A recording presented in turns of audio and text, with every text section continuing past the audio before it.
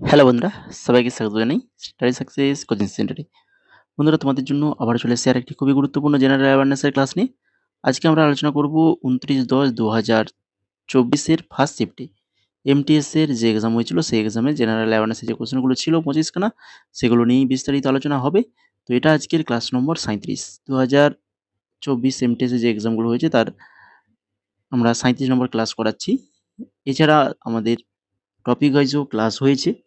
তো সেই ক্লাসগুলো যারা দেখোনি তো অবশ্যই বলবো দেখে নেবে, ডেসক্রিপশানে লিঙ্ক রয়েছে, প্রত্যেকটা ক্লাস দেখে নেবে। তার পাশাপাশি তোমরা কিন্তু অবশ্যই সিএইচএসএল 2024 সিএইচএসএল 2024 যে এক্সামগুলো হয়েছিল সেগুলোর ক্লাসও কিন্তু আমরা করিয়েছি, প্রত্যেকটা শিফট করিয়েছি। সেটারও তোমরা প্লেলিস্ট পেয়ে যাবে এই ক্লাসের ডেসক্রিপশানে। তো সেখান থেকে অবশ্যই ক্লাসগুলো দেখে নেবে। আর যারা আমাদের টেলিগ্রাম চ্যানেলে জয়েন করোনি অবশ্যই টেলিগ্রাম চ্যানেলে জয়েন করে যাবে ক্লাসের শেষে। এখানে তোমরা সমস্ত কিছু অর্থাৎ তোমাদের job related update, exam related তোমাদের আপডেট, তোমাদের কিছু জিজ্ঞাসা থাকলে সেটাও করতে পারবে এবং বিভিন্ন নোটস এই আমাদের টেলিগ্রাম চ্যানেলে দেওয়া হয়। তো এর জন্য বলছি যে যারা এখনও টেলিগ্রামে জয়েন করোনি অবশ্যই ক্লাসের শেষে ডেসক্রিপশানে লিঙ্ক রয়েছে, সেই লিঙ্ক থেকে বা টেলিগ্রামে গিয়ে সার্চ করবে, সার্চ করলে পেয়ে যাবে। তো এখন চলো দেখে নিই আজকের ক্লাসের ফার্স্ট কোয়েশ্চেন কী রয়েছে। আফগানিস্তানের অশোকের শিলালেখ আরামীয় এবং ড্যাশ লিপিতে লেখা হয়েছিল। আফগানিস্তানের অশোকের শিলালেখ আরামীয় এবং গ্রিক লিপিতে লেখা হয়েছিল।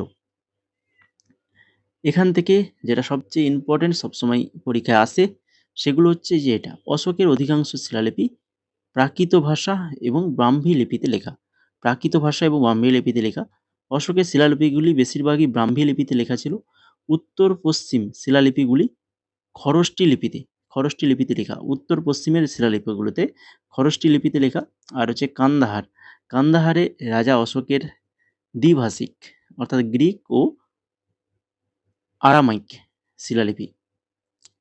এরপর দেখো 2 নম্বর কোশ্চেন, দুয়ারে রেশন প্রকল্প যা হাইকোর্টের দ্বারা আইনত অবৈধ বলে বিবেচিত হয়েছে, তো নিম্নলিখিত রাজ্যগুলির মধ্যে কোনটি চালু করেছিল? তো দুয়ারে রেশন চলছে কোথায়? আমাদের প্রত্যেকে সবাই দুয়ারে রেশন পাও তো নাকি? হ্যাঁ, অবশ্যই পাও। এটা আমাদের পশ্চিমবঙ্গে চালু হয়েছে দুয়ারে রেশন।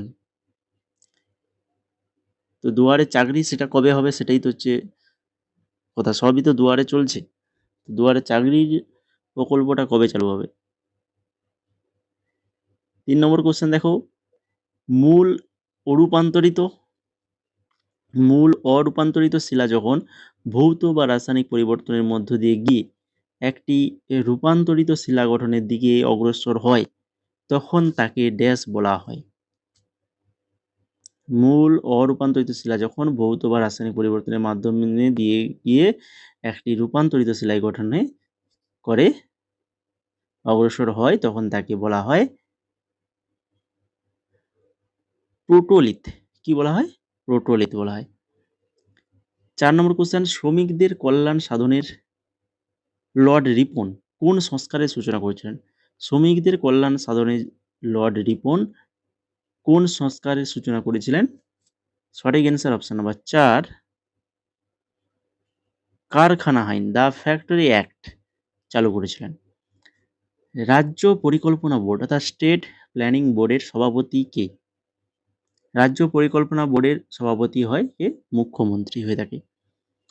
নিম্নলিখিত কোনটি ভারতের সংবিধানে উল্লিখিত একটি মৌলিক কর্তব্য নয়? তো মৌলিক কর্তব্য নিয়ে আলোচনা করেছি বারবার, তো সেটা এখন আর আলোচনা করার দরকার নেই। এখন আমরা যেটা পড়বো যে এই যে 4টা অপশন রয়েছে এদের মধ্যে যেটা মৌলিক কর্তব্যের মধ্যে পড়ছে না, তো সেটা কোনটা? না সেটা হচ্ছে অবশ্যই যে পিতামাতার আজ্ঞাবহ হওয়া এবং পারিবারিক দায়িত্ব পালন করা।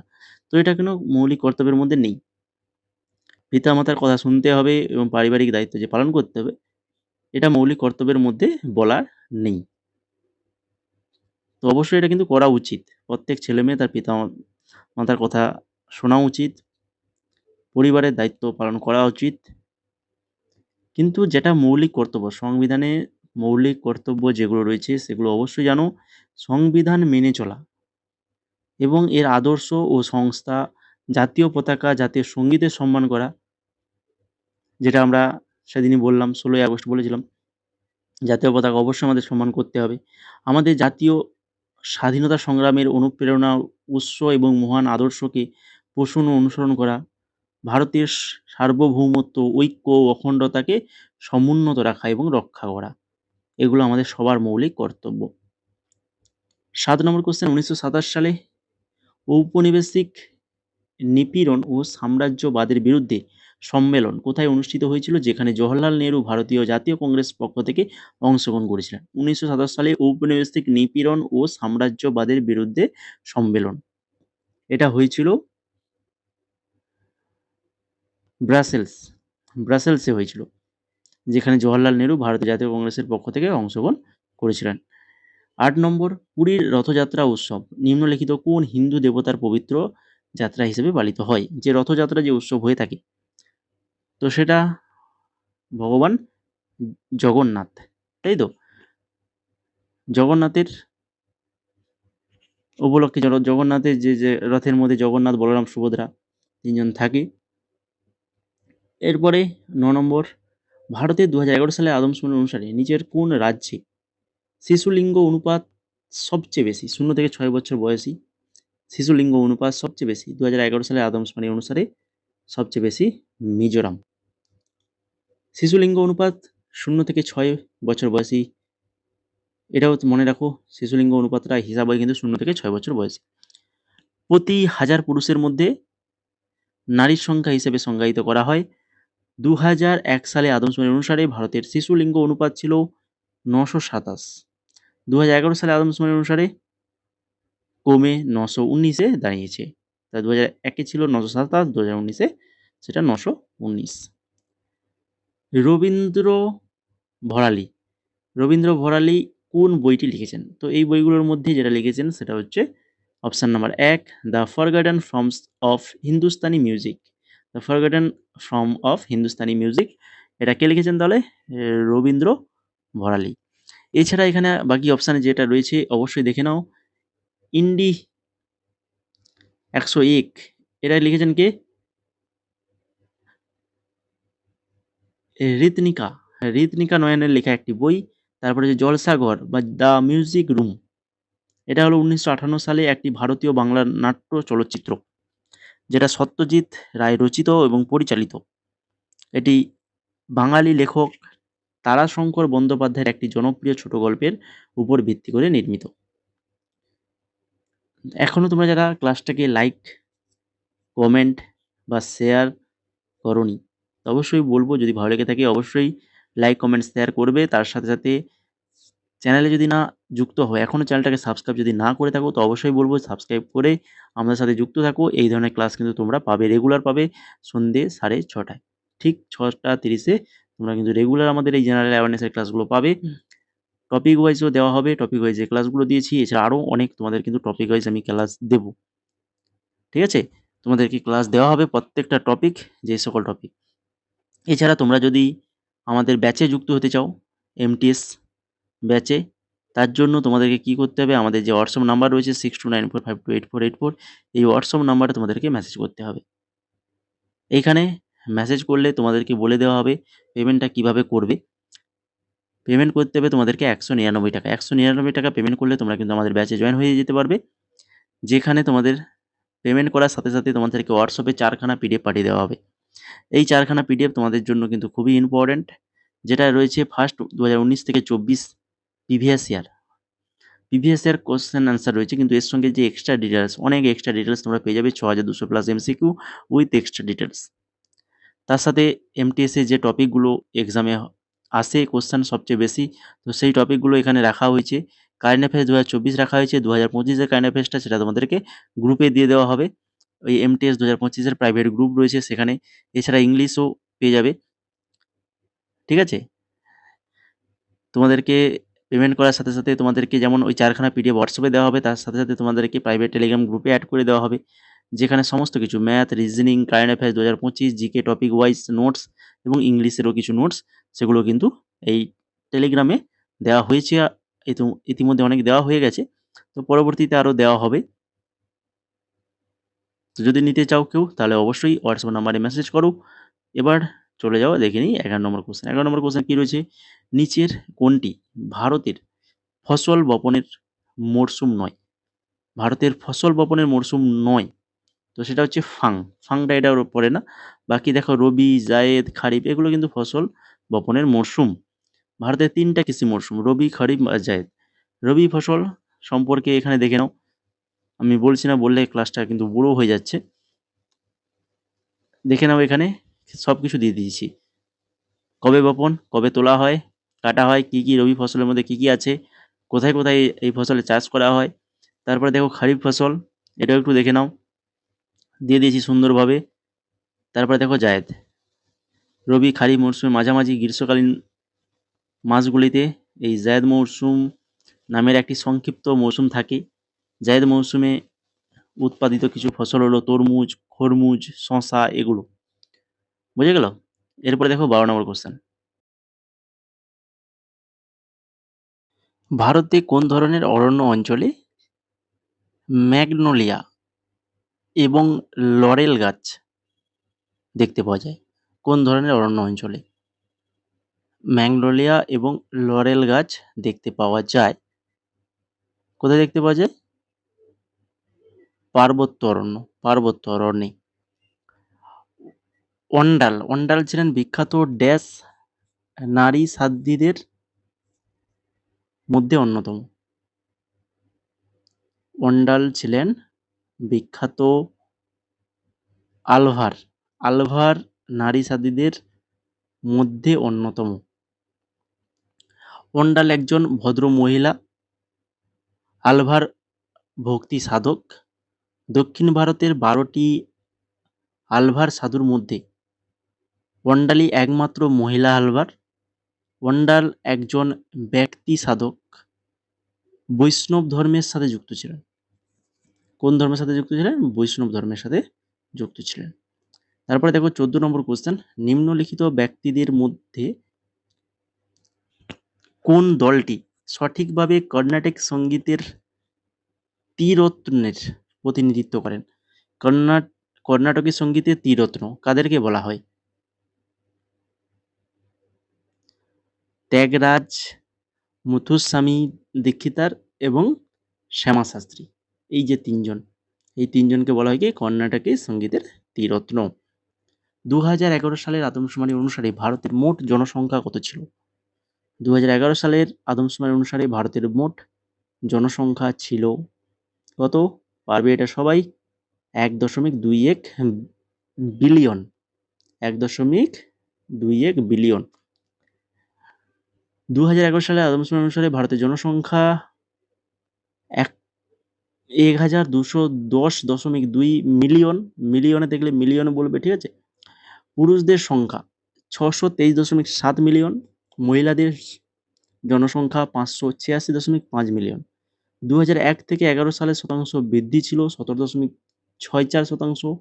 পুরুষের জনসংখ্যা যেখানে বৃদ্ধি ছিল 17.19, মহিলাদের বৃদ্ধি ছিল 18.12। আর ভারতের জনসংখ্যা বিশ্বের 17.5% জনসংখ্যার জন্য দায়ী। গোটা বিশ্বের উপর জনসংখ্যা তখন 17.5% বেড়েছিল। রাজ্য এবং কেন্দ্রশাসিত অঞ্চলগুলির মধ্যে উত্তরপ্রদেশ হলো সবচেয়ে জনবহুল রাজ্য, যেখানে 199 মিলিয়ন লোক রয়েছে। তারপরে মহারাষ্ট্র, যেখানে 112 মিলিয়ন লোক রয়েছে। লাক্ষাদ্বীপের জনসংখ্যা 64,429 জন এবং এটি হচ্ছে সর্বনিম্ন জনসংখ্যার অঞ্চল। 16 নম্বর, 59 পারমাণবিক সংখ্যা বিশিষ্ট মৌলটি পর্যায় সারণীর কোন ব্লকে রয়েছে? তো SDPF, তো এদের মধ্যে এফ ব্লকে রয়েছে 59 পারমাণবিক সংখ্যা বিশিষ্ট মৌল।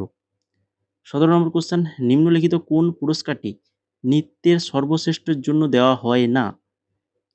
নৃত্যে যে পুরস্কারটা দেওয়া হয় না সেটা কোনটা? না, সেটা হচ্ছে এই যে ললিতা কলা একাডেমি অ্যাওয়ার্ড।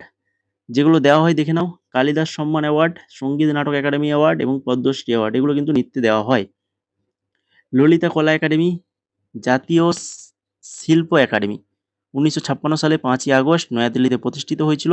এটি সারা দেশে এবং সারা বিশ্বে ভারতের শিল্পকলার বিকাশ এবং প্রচারের জন্য ভারত সরকার দ্বারা প্রতিষ্ঠিত হয়েছিল।